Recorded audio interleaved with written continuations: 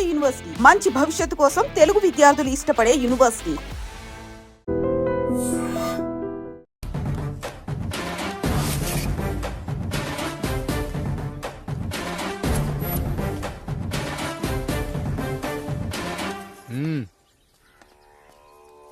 నమస్కారం అయ్యా. అయ్యా, మన ఈరిగాడికి సంవత్సరం క్రితం పెళ్ళయిందయ్యా. మొన్నటిదాకా తాడు బంగారంలో ఉన్న వాళ్ళ జీవితం ఇప్పుడు తాడు ఫ్యాన్లో మారిందయ్యా. తన భర్తకి తల్లిదండ్రులు ఎక్కువయ్యారయ్యా. కట్టుకున్న భార్యకి చీర కొనడం కంటే అమ్మా నాన్నలకు మాత్రం మందులు కొంటమే తన సంతోషం. పొద్దున లేచిన దగ్గర నుంచి తల్లిదండ్రుల పనులు పెళ్ళ ముద్దు ముచ్చట తీర్చట్లేదని తల్లిదండ్రులను వృద్ధాశ్రమంలో చేరిస్తే తను తన భర్త సంతోషంగా ఉంటామని వీరిగాడి భార్య సావిత్రి రచ్చబండి ఫిర్యాదు చేసిందయ్యా. చూడమ్మా, ప్రతి స్త్రీ జీవితం 3 ఆకులతో ముడిపడి ఉంటుంది.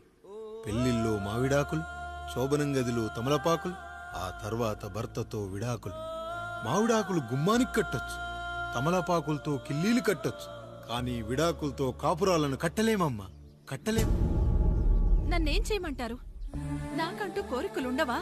భర్తతో సరదాగా ఒక్కదాన్నే గొడవ పడాలని, ఆయన కష్టపడి అలిసొస్తే పక్కింటి వాళ్ల కబుర్లన్నీ చెప్పాలని, వచ్చిన జీతం మొత్తం చేతికిచ్చాక నేనే 10ో 12కో చేతిలో పెడితే ఆయన కళ్లల్లో ఆనందం చూడాలని నాకనిపించదా? ఎంతసేపు అమ్మా నాన్న అంటూ వాళ్ల కొంగు పట్టుకుని తిరగడమే తప్ప నా పైట పట్టుకుని తిరిగిందే లేదు.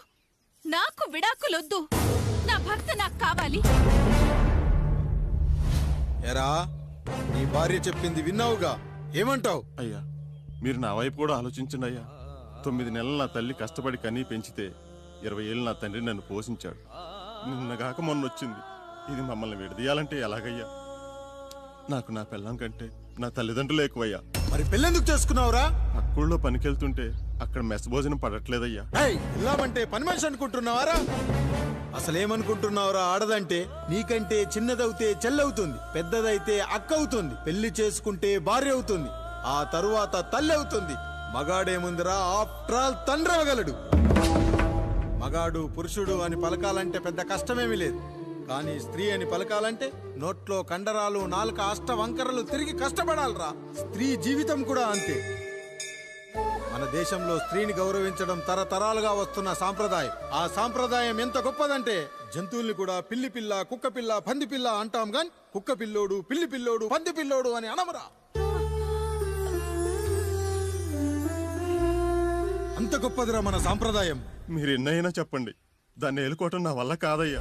రేయ్, కడుపులో బిడ్డ ఆడపిల్ల అని తెలిసి ఉంచాలా ఊడ్చాలా అని ఆలోచిస్తుంటే పుడతామో చస్తామో తెలియని పరిస్థితుల్లో ఎలాగోలా పుట్టేసి పెరిగేసి ఎదిగేస్తున్న టైంలో తను పుట్టింది తన కోసం కాదు, ఎక్కడో పుట్టిన ఏదో కోసం అన్న విషయం తెలిసాక అమ్మ నాన్న కలిసి 1 కిలో లడ్డూలు, 1 కిలో చెగోడీలు పెట్టి దున్నపోతు లాంటి ఓ పెళ్లి కొడుకును తీసుకొచ్చి తల దించుకుని పెళ్లిలో కళ్ళు దించుకుని శోభన గదిలో పడుకుంటే గుండెల మీద తాలి బరువు, శరీరం మీద వాడి బరువు మోసి మోసి వాడు వేసిన విత్తనాన్ని 9 నెలలు మోసి మోసి ఓ పండంటు బిడ్డకు జన్మనిచ్చి ప్రతిరోజు కోడి కంటే ముందే నిద్రలేచి నుదిటిన బొట్టు పెట్టి, వాకిట్లో ముగ్గు పెట్టి, స్టవ్ మీద గిన్నె పెట్టి, అందులో పాలు మరగబెట్టి, కాఫీ పొడి టీ పొడి కలిపి పెట్టి, పిల్లల నోటికి తిండి పెట్టి, వాళ్ళను బడికి ఎల్లగొట్టి, నిన్ను ఆఫీస్ కు తరిమి కొట్టి, ఒక చేత రిమోట్ మరో చేత కత్తిపీట పట్టుకొని ఛానల్స్ మార్చి మార్చి కూరగాయలు తరిగి 11 గంటలకు మా ఊరి వంట, 12 గంటలకు స్టార్ మహిళ చూస్తూ, వీటి మధ్యలో వంట చేస్తూ కూరెక్కడ మాడిపోతుందో అన్న టెన్షన్ లో బ్రేక్ మధ్యలో అత్తగారికి అన్నం పెట్టి ఉద్దమందారం, ఆడదే ఆధారం, మనసు మమత, గోకులంలో సీత, స్వాతి చినుకులు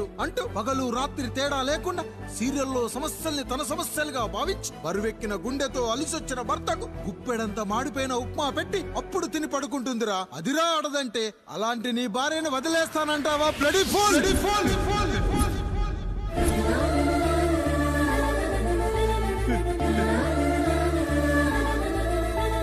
ఒక గుక్కలో ఆడదాని గురించి చెప్పాలంటే నాకు 3 నిమిషాలు పట్టిందిరా.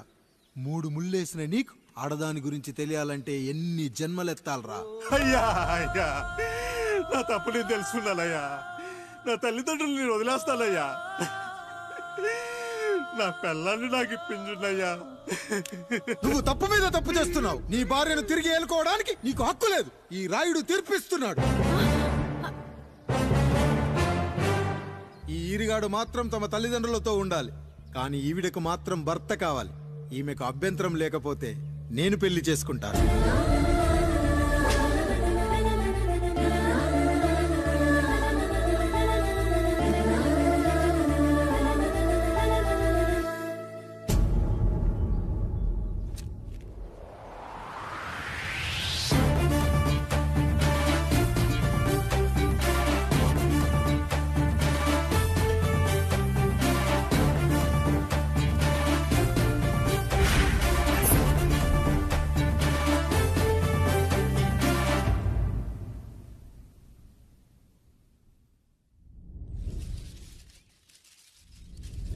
రాత్రి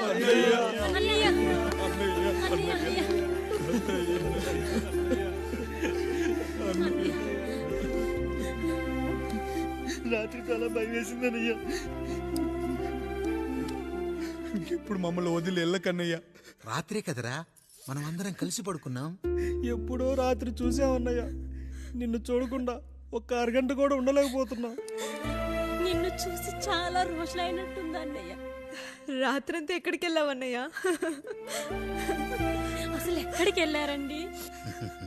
ఇంట్లో దోమలు కుడుతున్నాయని అలా పక్కనే ఉన్న గడ్డివాం దగ్గర పడుకున్నా. మన రత్తాలు వాళ్ళ ఆయన ఊళ్ళో లేడంది. సరే అని తను తోడుగా తీసుకెళ్ళా.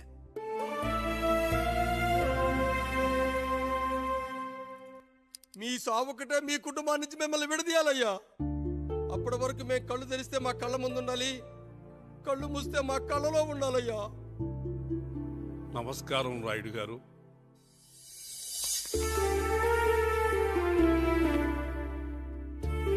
నమస్తే. ఏం జడ్జి గారు ఎప్పుడొచ్చారు? ఇప్పుడే. రాయుడు గారు, మీ కుటుంబం గురించి వినడమే గాని ఇప్పుడే చూస్తున్నాను.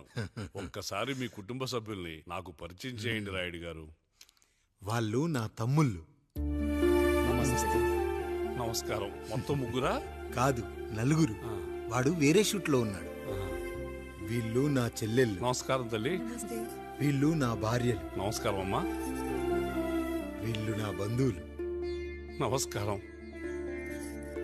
నా జీవితంలో ఎంతో ముఖ్యమైన, ఆ, ఇష్టమైన, ప్రాణమైన ఆ. మరో మనిషిని మీకు పరిచయం చేయాలి.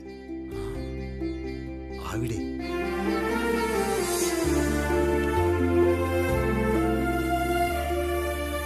నమస్తే తల్లి. ఆవిడ మా పని మనిషి. ఆ? తను వాళ్ళ అమ్మాయి. నాకు కూతురు లాంటిదే. ఆహా.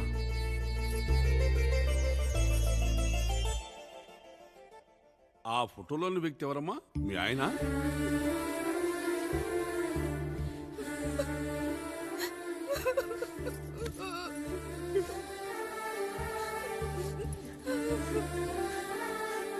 చనిపోయారా? అయ్యో లేదండి. ఎక్కడ పడితే అక్కడ, ఏది పడితే అది వాగుతున్నాడని పోలీసులు నగర బహిష్కరణ చేశారండి. మళ్ళా ఎప్పుడొస్తాడు? నెక్స్ట్ సీన్కి వచ్చేస్తాడండి. ఈ అనుబంధాలు, ఆప్యాయతలు చూసిన తర్వాత నాకు ఒక కోరిక కలుగుతుంది రాయుడు గారు. మీరు కాదనరనే ధైర్యంతో అడుగుతున్నాను. అడగండి. నాకు ఒక్కతే కూతురు. ఆమెను మీ కుటుంబంలో సభ్యురాలుగా చేసుకుంటారని. తప్పకుండా. నా భార్యలకు అభ్యంతరం లేకపోతే తనను నేను పెళ్లి చేసుకుంటా.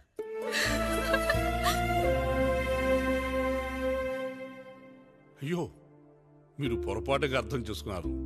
మీ పెద్ద తమ్ముడికి ఇచ్చి చేస్తారని.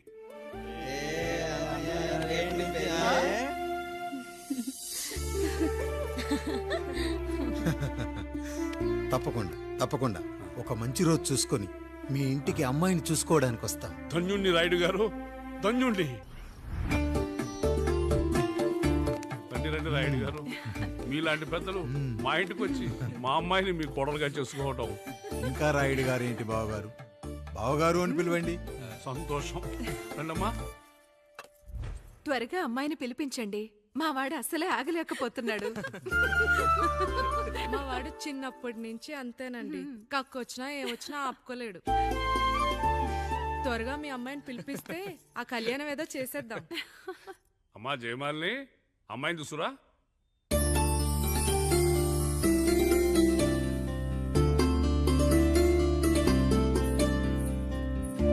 కూర్చోమ్మా.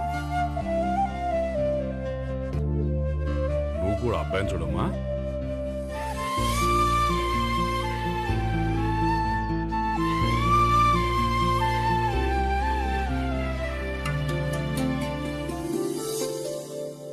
మా అమ్మాయి అని చెప్పుకోవడం కాదు గాని అసలు ఈ కాలపిల్ల కాదు బావగారు. రాత్రంతా బయట తిరిగినా కోడి కుయ్యకు ముందు ఇంటికి వచ్చేస్తుందండి. మళ్ళా ఊరంతా నిద్రలేగిస్తే తప్పుగా అనుకుంటారు కదా. తను తిరిగే స్నేహితుల్లో పచ్చి తాగుబోతులు, తిరుగుబోతులు ఉన్నారు. కానీ ఆ విషయాన్ని తన మనసులోనే పెట్టుకుంటుంది కానీ స్నేహితుల గురించి ఎప్పుడూ చెడుగా చెప్పింది లేదు బావగారు. దీని చిన్నప్పుడే నా భార్య కారు డ్రైవర్తో కలిసి పక్క సందులోనే కూరగాయల మార్కెట్కి వెళ్ళి తప్పిపోయారు. అప్పటి నుంచి ఎంత వెతికించినా మా డ్రైవరు కనపడలేదు, నా భార్య దొరకలేదు.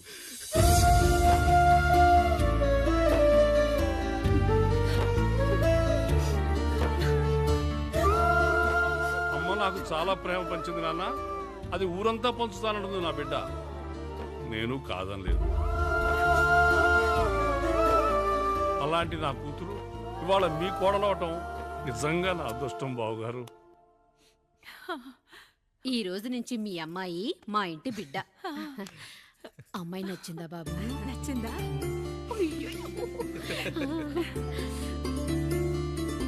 వాడికేం తెలుసు అన్నయ్య గారు, చిన్న పిల్లాడు. ఇప్పటికీ ఆకుని చెవులో పువ్వుని నోట్లో పెట్టుకొని తిరుగుతూ ఉంటాడు.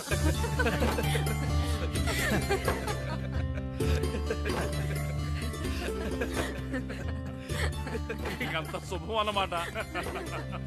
ఇక తాంబూలాలవి మార్చుకుందాం. ఒక నిమిషం ఆగి, నేను చెప్పేది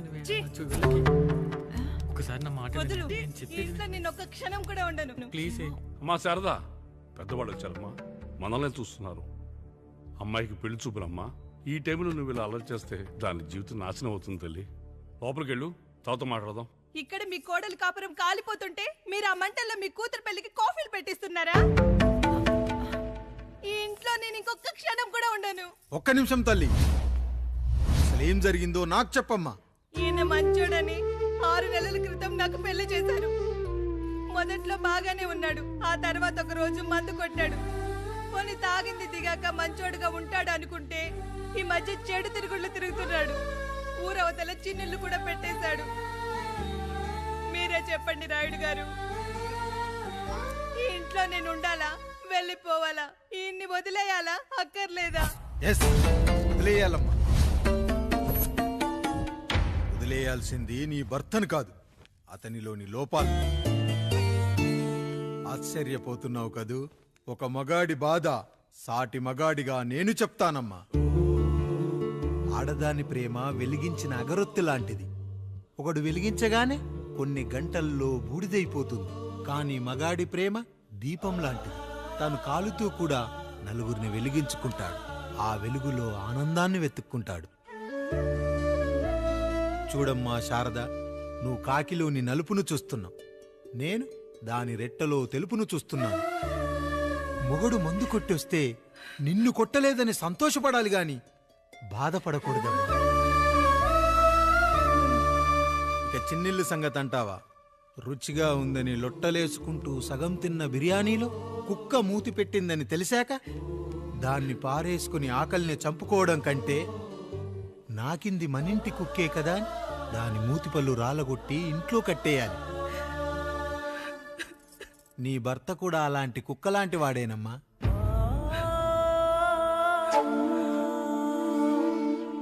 ఆడదానికి వయసొచ్చాక 3 ముళ్ళేసుకొని 90 ఏళ్ల జీవితం గురించి కలలు కంటుంది. అదే మగాడు 3 ముక్కలాడి 90 ml మందేయాలని కలలు కంటాడు. హౌస్లోనికి హౌస్ కీపింగ్కి తేడా తెలియని అమాయకపు జాతమ్మా మా మగజాతి. పండగ పూట తినే పాయసం రుచి గురించి మీకు తెలిసి ఉండొచ్చు. కానీ గరళం కంటే చేదుగా ఉన్న బ్రాందీని కక్కలేక మింగలేక తాగే ఆ బాధ ఒక్క మగాళ్లకు మాత్రమే తెలుస్తుంది. కష్టాల్లో ఓదార్చిన మందును సుఖాల్లో మర్చిపోకూడదని తాగడమే కాని మాకు మాత్రం తాగాలని ఆశుంటుందా తల్లి? చివరిగా ఒక్క మాట, కష్టాలు పొంగల్లో మిరియాల్లా మనకే వస్తాయి, కానీ సంతోషాలు ఉప్మాలో జీడిపప్పులా పక్కనోడుతో ఉంటాయి. ఎదుటివాడి ఉప్మాలో కూడా పనికిరాని కరివేపాకుంటుందని సర్దుకుపోవడమే జీవితమమ్మా. రాయుడు గారు, నన్ను క్షమించండి. రాయుడు గారు, నన్ను క్షమించండి. నా తప్పు నేను తెలుసుకున్నాను. ఈ రోజు నా 2 బిడ్డల జీవితాన్ని కాపాడారు రాయుడు గారు. ఈ శుభ కార్యక్రమాన్ని కూడా మీరే జరిపించండి. తప్పకుండా.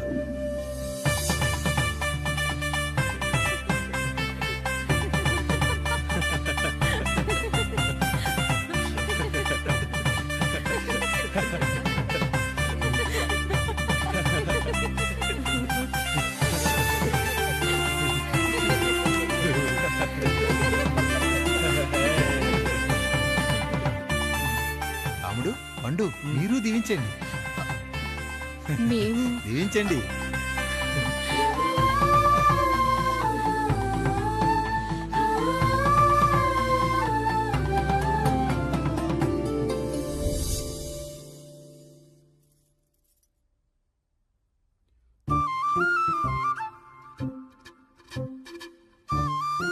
తింటారా?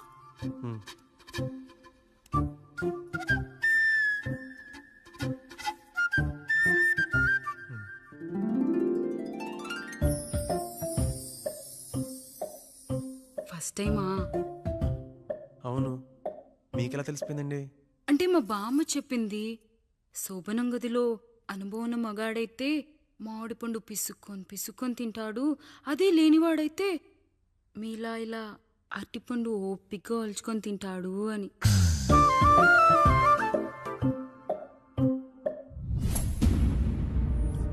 ఏంటవి? అవేంటో తెలీదా? ఫ్రెండ్స్కి పెళ్ళని చెప్తే హ్యాపీ బర్త్డే అనుకొని బెలూన్స్ ఇచ్చారు. ఫీల్ అవుతారు కదా అని 4 అక్కడ కట్టాను.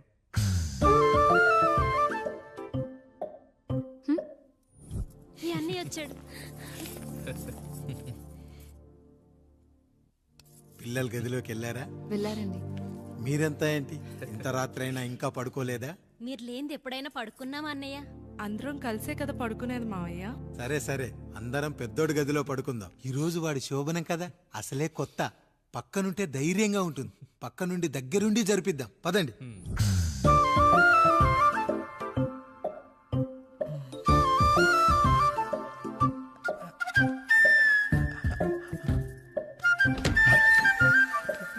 కానివ్వండి రా, కానివ్వండి కానివ్వండి. మీరేంటి మావయ్య ఇక్కడ పడుకుంటున్నారు? అదేంటమ్మా పెద్దోడా, చెప్పలేదా? మేమంతా కలిసే పడుకుంటామమ్మా. నువ్వు మాతో పాటే. అవును భార్గవి. మీరు ఊరుకోండి. మీరు ఇక్కడ పడుకోవడం నాకు ఇష్టం లేదు మావయ్య.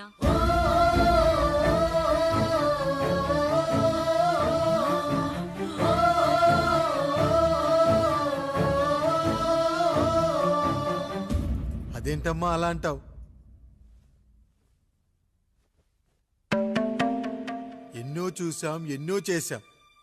దుక్కి దున్ని కోత కోయకుండానే ఈ విత్తనాలన్నీ మొలకొచ్చాయంటావా తల్లి? అవన్నీ నాకు తెలియదు మావయ్య. మర్యాదగా బయటికి వెళ్ళండి.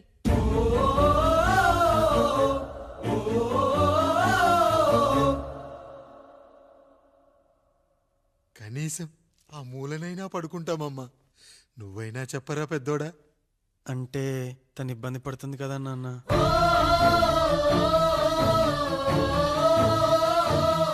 నువ్వు కూడా ఏంట్రా, పిల్లలేదో ఆశపడుతున్నారమ్మా. ఒక్కసారి ఆలోచించమ్మా. మావయ్య మీరు బయటికి వెళ్తే మేము తలుపులేస్తాం.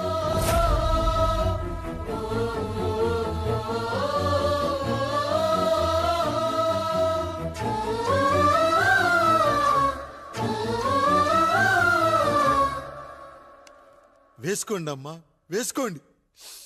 తలుపులేసుకోండి.